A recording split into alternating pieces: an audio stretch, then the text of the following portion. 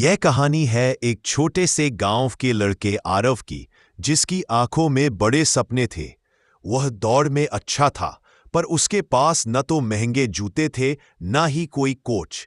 बस था तो उसका हौसला और अपनी मेहनत पर विश्वास। मुख्य कहानी। आरव का सपना था एक दिन राज्य स्तर की एथलेटिक्स प्रतियोगिता में भाग लेना और गांव का नाम रोशन करना।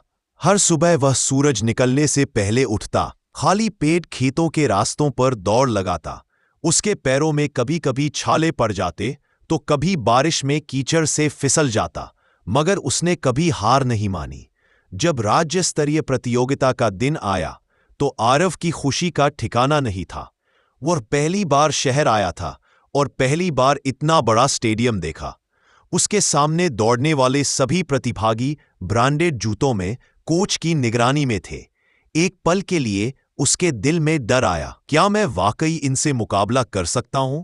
लेकिन फिर उसे अपनी मां के शब्द याद आए, हार मत मानो बेटा, मंजिल पास ही होती है, बस हमें ठहर कर देखना होता है। दौड़ शुरू हुई। आरव ने तेज शुरुआत की, पर आधे रास्ते में उसका पैर फिसला और वह गिर गया। घुटने से खून बहने लगा। दर्शक समझने लगे कि अब वह दौड़ पूरी नहीं कर पाएगा। कुछ लोग उठकर चले भी गए, मगर आरव उठा। दर्द हो रहा था, लेकिन उसके अंदर एक आग जल रही थी। उसने फिर से दौड़ना शुरू किया, पहले धीमा, फिर तेज, फिर और तेज। और जब सभी सोच रहे थे कि वह तो अब पीछे रह गया, तभी अंतिम 100 मीटर में वह सबसे आगे निकल गया और अंत में आरव ने वह दौड़ जीत ली। समापन। जब पुरस्कार वितरण हुआ तो मंच पर आरव की आंखों में आंसू थे। उसे सिर्फ जीत की खुशी नहीं थी, बल्कि इस बात का गर्व था कि उसने हार नहीं मानी। उसका घुटना घायल था, पर आत्मा अडिग थी।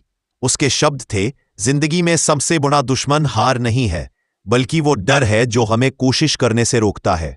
मैंने सीखा है, हार मत मानो, क्योंकि मंजिल पास ही होती है।